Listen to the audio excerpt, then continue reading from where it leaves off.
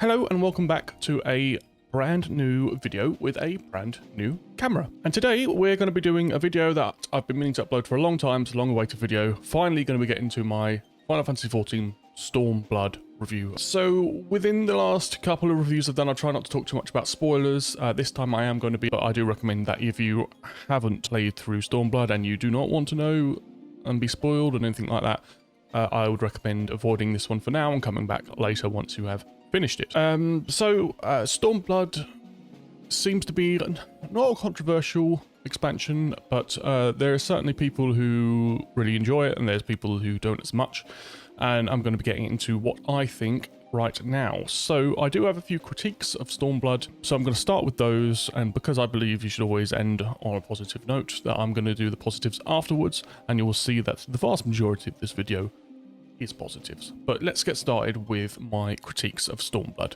I think my main critique, and probably the main critique of a lot of people I've seen, is the pacing. Now, it's not that the pacing is too slow or too fast, it's just that it is inconsistent throughout the expansion. I think Heavensward did a good job of starting at a certain pace and then the pace progressively getting quicker as the stakes were raised, and I think Stormblood doesn't do as good of a job as that.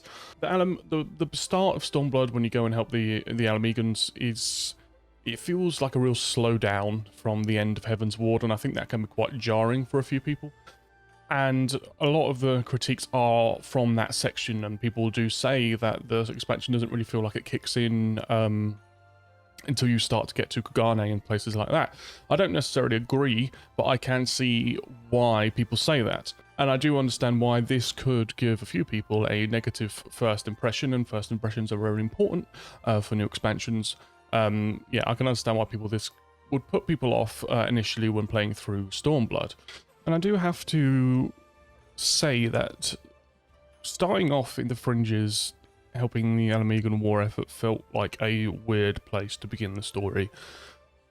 Mainly because when you go into these expansions, you watch the trailers, you kind of have an idea of what you expect, and you expect to be going to the Far East and new lands, seeing samurais and things like that, and then you start off by going to, well, a place just past the Black Shroud, and it kind of feels a bit odd. You're like, when are we going to the east? And when you do go to the east, you go in the middle of a war effort. You are fighting and helping the Alamegans fend off the Garlean Empire, and then suddenly you quite literally go off to the other side of the world, and then you begin to ping-pong back and forward from the other side of the world.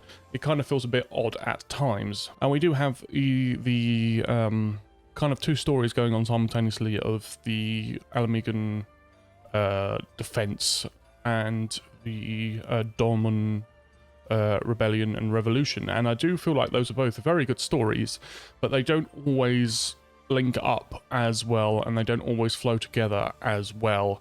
I do think they do come together at the end of the expansion, and they do tie themselves up very nicely, but I do think that at certain times it does disrupt the flow a little bit of jumping from one story to the other. And I think that I have one minor gripe, very minor gripe, which is that, you know, we go to Doma to help people, and in the zones feel quite empty. And I suppose you could say that they're empty because, you know, everybody's hiding or everybody's run away from the Garleans. But I still think there would be a few more people than what we actually see. We come to help and liberate the Domin people, but we only see maybe, what, like 20, 30 people, really. And it does feel a bit weird, but again, that's really not a massive critique at all, to be honest. It didn't really bother me that much. So that's kind of like my major gripes, really. And I think in my opinion, I do think they're fair. And I don't think they're massive, and there's a lot of things that I really do love about Stormblood, so I'm going to get into those. But before we do that, we're going to talk about some misconceptions of Stormblood. So I think what misconceptions in the way that people think it's not as good of an expansion that it actually is. I think one reason why a lot of people don't quite like Stormblood is because there is no jumping quality. What I mean by that is when you go from A Realm Reborn to Heaven's Ward, there's a massive jump in quality. When you go from Stormblood, when you go from Heaven's Ward to Stormblood, there isn't. And that's because, well, A Realm Reborn, we know about A Realm Reborn, we know about the difficulties of the development of that game. And then we know that Heaven's Ward was a game that they could really spend time on, same with Stormblood, so you're not going to get that massive jump in quality. I can understand why Heaven's Ward is more popular, because it's more of a traditional fantasy story with, you know, people versus dragons, and it has really cool, massively epic set pieces within the story, and it does a great job at that, and I've spoken about that before in my Heaven's Ward review. This doesn't have that as much, and I'm going to talk about that in a bit. The last thing I want to talk about here is that if you were to think of Stormblood as a standalone, it doesn't make quite as much sense. However, when you think of it as a chapter in the story, which is what it is, Stormblood is the third act in a 5-act story of the Hydaelyn saga, right? So we have A Realm Reborn, which does all of the world building, introduces us to the characters. Then we have Heaven's Ward, which raises the stakes, teaches us more about the characters. We get a lot more character development, and we get more into the story. And then Stormblood, which will be the third act, will take us down a different route. It will introduce us to more important characters, more character development, and then will eventually take us back onto the tracks where we go to Shadowbringers, which I've just started, but I'm assuming it's going to raise the stakes even more, which will then hook us into Endwalker, which will tie everything up. So if you think of it as a whole story, it actually makes a lot more sense as to why they told the story the way they did. So now that we've gone through that, I think we're going to now talk about the things that I really enjoyed about the expansion, and there's a lot here. So one is the zones. I thought the zones were absolutely stunning. In Stormblood, they dropped support for the PlayStation 3, and you can tell. All of the zones were much more visually appealing to be in and go through. Kugane is a wonderful city. It's a beautiful city to be in. The architecture is fantastic. It's one of those cities I like to go around and just be in, because you discover all these little details in the architecture and the world, and they did a fantastic job in Kugane. I did also really like Yansha, but my favourite zone in Stormblood, and it's not only my favourite zone in Stormblood, it's actually my favourite zone, or one of my favourite zones in any MMO I've ever played, and that is the Azim Steppe. I thought that was a beautiful zone. I thought it had an awesome story through that, awesome quest lines, awesome lore. The zone is absolutely stunning, and it really does benefit from Final Fantasy having a really large draw distance. When you're flying through there, when you're eventually flying through there, when you're seeing all of the little villages and the massive city in the center, which everything is based around, it looks incredible. One of my favorite zones I've ever played through in any MMO. It feels like the zones have been brought more to life. It feels like there's a more diverse color palette. It feels like the lighting has improved significantly. It feels like they've maybe turned the saturation up in certain zones. It's much more visually appealing, and you can really tell the difference from A Realm Reborn, which does have some visual issues. Heaven's Ward, which, to be fair, it is set in a very snowy area, so you can have a lot more blues and greys. And then you have Stormblood, which has a lot more wider variety of colours, and it's very, very nice. Okay, and then one really cool feature that they added in Stormblood, which I didn't realise we didn't have until I actually got there, is swimming. So yes, I didn't realise we couldn't swim until I actually started swimming in Stormblood when we get to the Ruby Sea. What I really like about swimming is they didn't do the typical thing which most games do with swimming, which are adding proper realistic swimming physics, which can feel a little bit tedious, let's be honest, especially when you're trying to travel through in a massively multiplayer open world game. What they did was where they made it where you can mount up and it's essentially exactly the same as flying, but you're just underwater. It makes things very, very quick and easy to get through, and very nice and fun to explore as well. I think they did a great job with that feature. Okay, and now we move on to something that I absolutely adored, which will come to no surprise to all of you, which was the music. The music, again, much like the Heaven's Ward music, is expertly done. I was just looking through the tracks to see which ones that I would like to point out as the ones that I really, really did love, and I realised that I love the whole soundtrack. It is phenomenal. Straight up, 10 out of 10. Perfect. They knock it out the park every time. Soken is an absolute genius. I will list off a few of my favourites, although I did love pretty much Well, no, I did love all of them. So, Crimson Sunrise, Kugane's day theme, Harmony of the Orphid's Town themes I thought were fantastic as well. Really perfect for that setting and setting that sort of ambience in those areas. Now, with the Giants, watching the Alamigan Town theme of that song hasn't got stuck in your head. I don't know, maybe you haven't had the music turned up enough. Fantastic song as well. Impact or Algo's Reach day theme as well. Just the lovely orchestration. I don't know, I'm running out of positive words to say. The Stone Remembers, which is just a fantastic isolated piano track, really beautiful. A pretty obvious one, but Beauty's Wicked Wiles was also fantastic. Really made that trial more epic than it already was, and it already was epic. Unbreakable Duality, I love guitar on Trials, and I am sucker for it, especially in this track. And the Crimson Sunset and Kugane's Night theme, just that is probably the most of the tracks on the soundtrack, and I loved all of them. I can't stress enough how good the music is in this game. All throughout, even from A Realm Reborn all the way up to now, has been a joy to listen to. Please, if you're playing through this game, make sure your music is turned up and enjoy it. Oh, and one track which is in the post-launch content that I really enjoyed was The Burn. Lovely lo-fi track. Really what felt quite different, and I was very surprised when I heard it for the first time. Right, here we go. Brilliant. Wait for me! Oh! Didn't expect that. I do have to mention as well the Dungeons and Trials, which were all fantastic. It did feel like there wasn't as much. Maybe I don't know if I'm remembering that wrong, but it does feel like there was as much Dungeons and Trials as they were in Heaven's Ward. But I have to say that all of them were really visually interesting to go through. The boss mechanics were really cool and felt like it was getting progressively harder, particularly from the Heaven's Ward ones. And Final Fantasy does a great job at making sure that there's no sudden steep learning curve. I think they increase the difficulty and the mechanics in a really good pace, where it doesn't feel like it's suddenly getting more difficult, and that is great, and they did it really well in Stormblood. In terms of my favourites is The Burn. I thought that was fantastic. Bardam's Metal, I really like dungeons that are outside and part of the zone. I really enjoy stuff like that. They're always my favourite ones, and that is one of my favourite ones. The Royal Menagerie, how can you not? How can you not? What an epic finish to to Stormblood. I absolutely loved it. The Alamigo dungeon was awesome. Really felt like was really well placed in the story. Really felt that the pace had picked up really well. Lakshmi Trial was also fantastic, of course.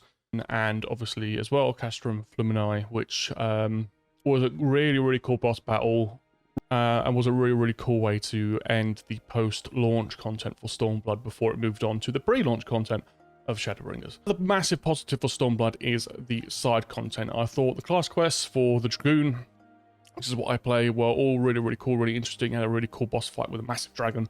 Really loved it. The Monster Hunter Triad as well, which is just an awesome piece of content to do and get that mount. I need that mount and I want it badly. Also, the massive jumping puzzle on Kugane is a really fun thing to do, and a really good way to explore the city as well.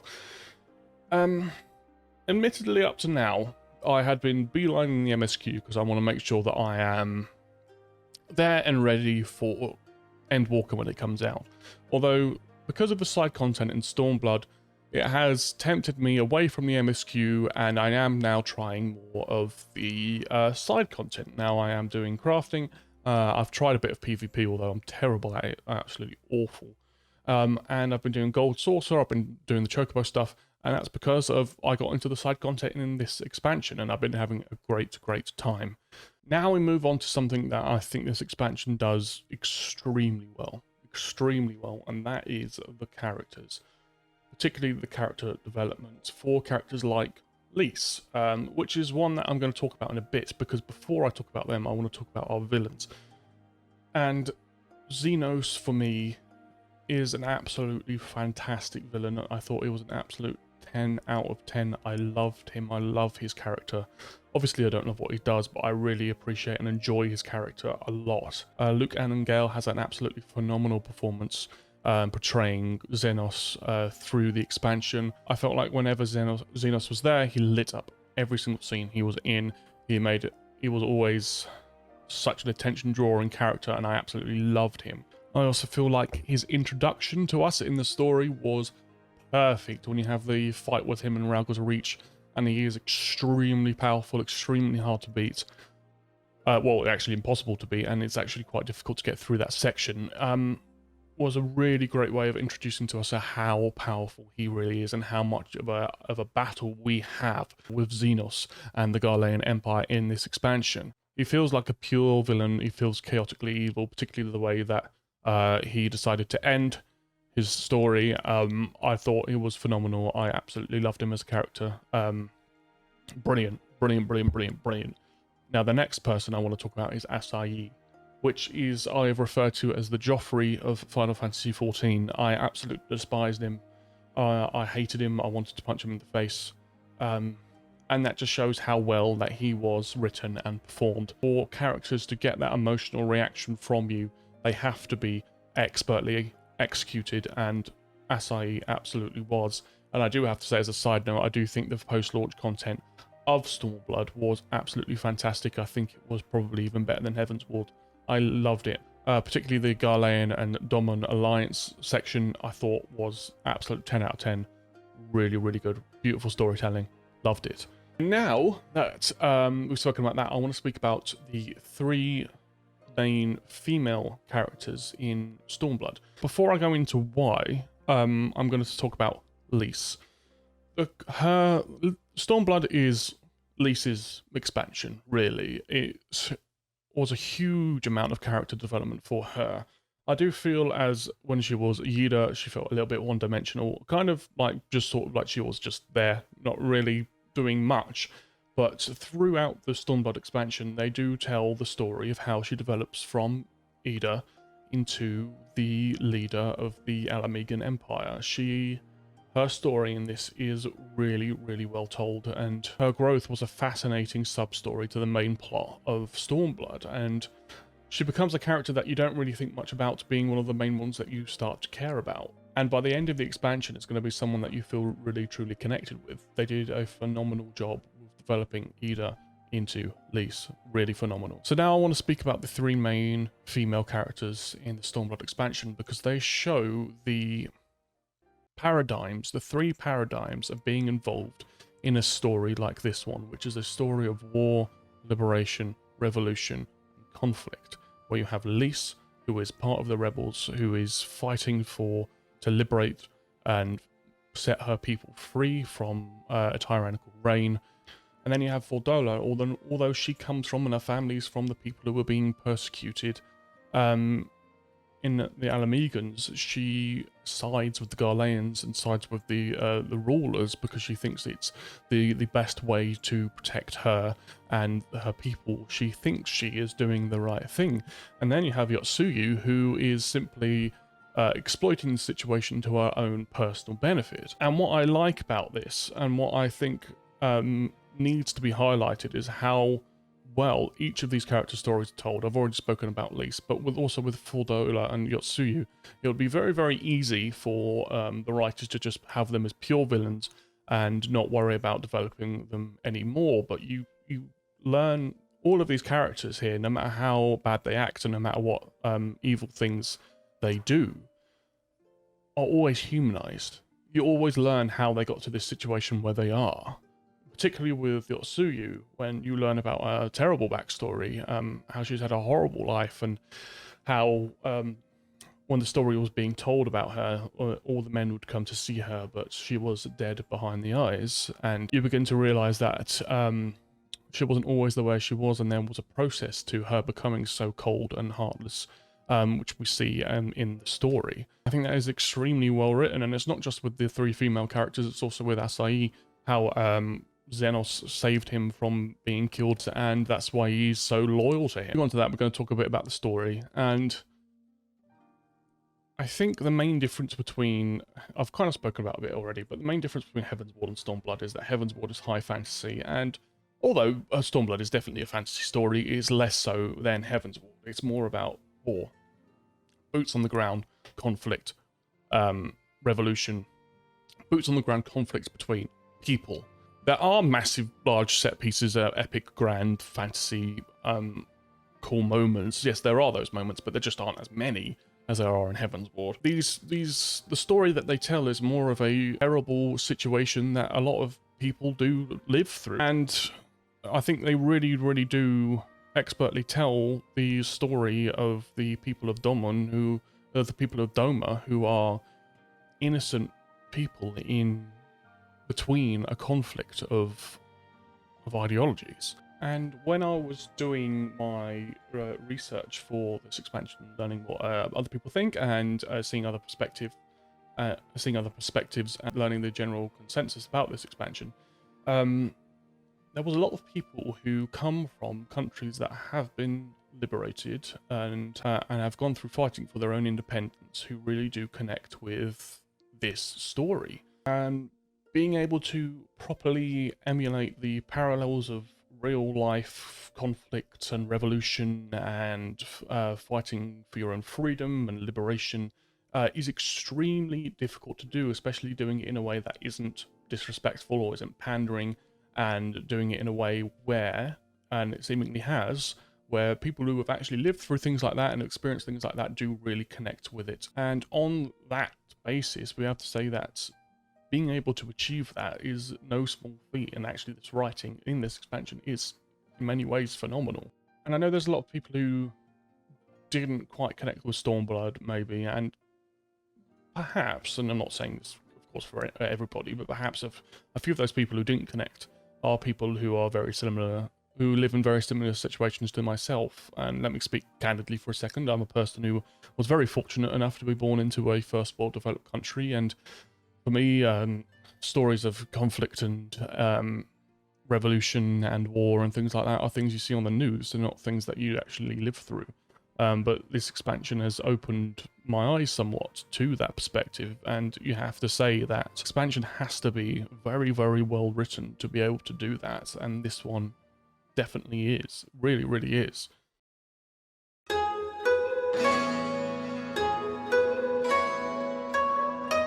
So I'm going to conclude my review here and say that yes, I did have a few issues with Stormblood pacing and a few minor other things as well.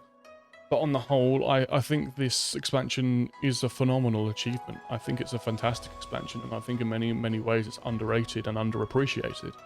And possibly misunderstood in some ways. I think they had a phenomenal characters and character development, story building, world building, the environments were phenomenal. The story, of course, was phenomenal.